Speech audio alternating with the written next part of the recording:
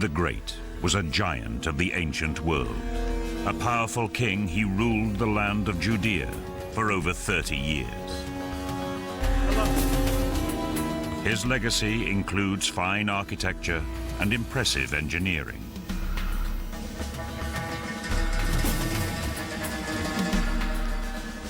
But it's the killing of the children that has earned Herod his reputation as a tyrant. Matthew explains in his Gospel how the crime took place.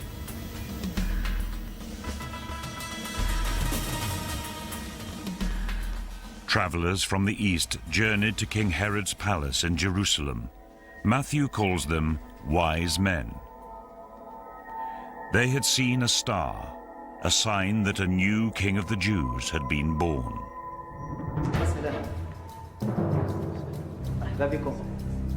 This news troubled Herod. He was king of the Jews.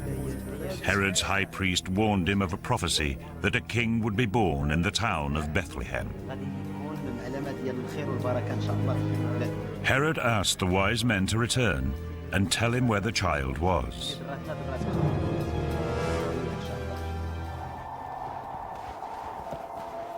Warned in a dream, the wise men secretly made their way home by a different route. When the wise men didn't return, Herod flew into an uncontrollable rage. According to the Bible, he had planned to kill Jesus and had failed. Herod ordered the killing of every child in Bethlehem under the age of 2.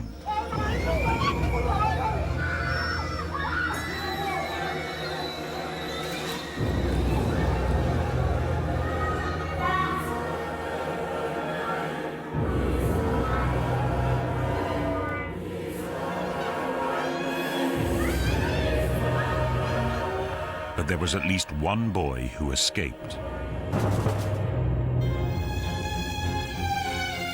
Joseph and Mary had taken their son and fled to Egypt. The massacre is described in just one verse in the Bible. A single verse has grown into one of history's most infamous crimes. But the evidence that Herod ordered these murders is incredibly thin. In fact, the story is not mentioned anywhere else in the Bible.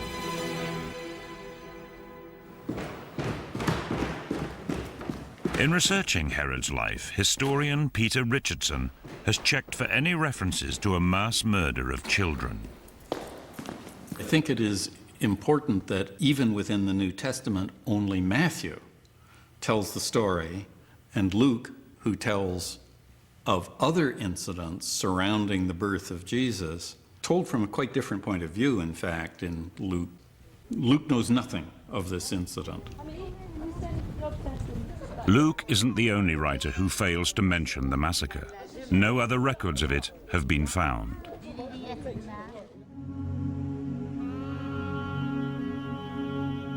The Jewish historian Josephus lived in the 1st century AD. He wrote about Herod and Jesus, yet he makes no reference to the killing. Josephus knows nothing of this incident. I think we have to simply grant that there is very little evidence for it. We have only Matthew's account, and that should make us just a little bit suspicious about the details of the story. One verse in the Bible, one piece of evidence, is hardly enough to convict Herod. But there's another way to investigate the killings.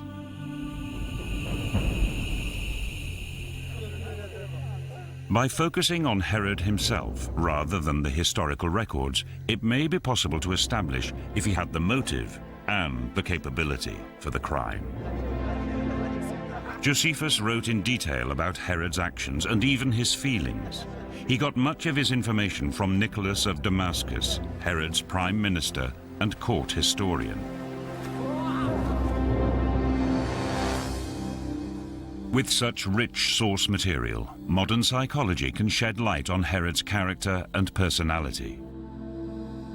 Josephus, in the biography of Herod, pays very close attention, unusually close attention, I think, to psychological facts of Herod's life, his paranoia, his violence, his melancholia, and also his greatness. So we get a lot of psychological detail in the biographical portrait of Herod, and that's essential to make sense of Herod's life. So was Herod ruthless enough to commit this crime? Josephus provides illuminating information about his early life.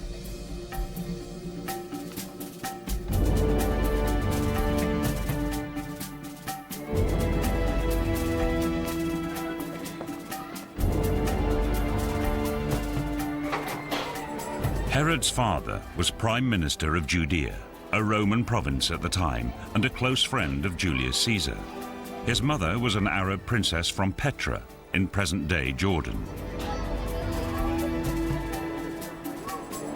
Herod was born into a privileged world and had an early introduction to the power politics of his age. In Herod's family, he grows up with names at the table that his grandfather and his father have rubbed shoulders with.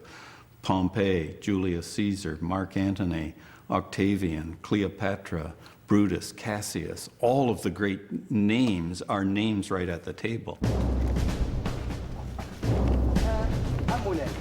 Herod's own rise to power was fast. At 25, he was appointed governor of Galilee.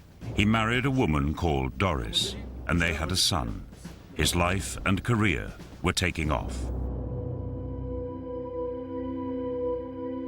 But Josephus writes that shortly after this, Herod's life took a fateful turn.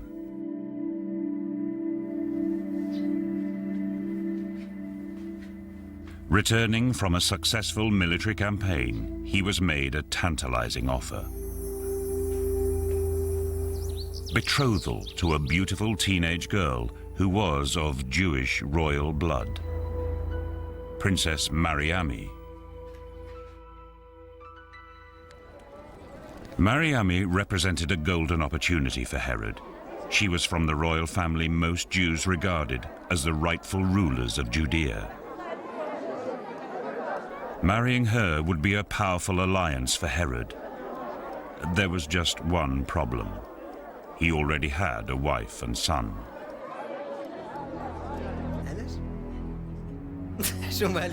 Josephus writes that Herod acted decisively.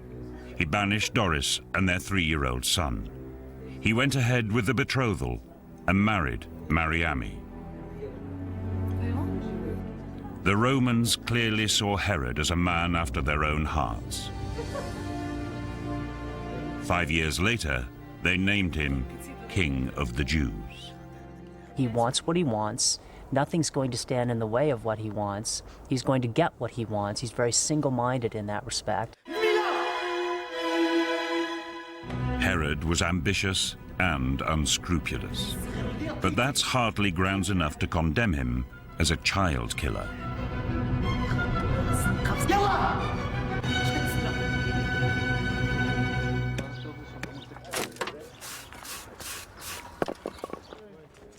In fact, a very different side of his character emerges from a number of archaeological finds made in Israel over the last few decades.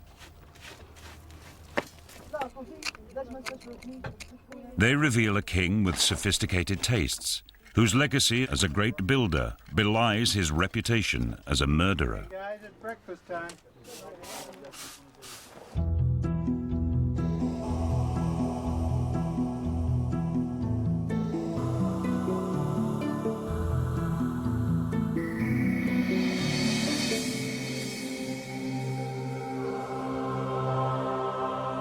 Just south of Bethlehem are the remains of an architectural wonder conceived and designed by Herod.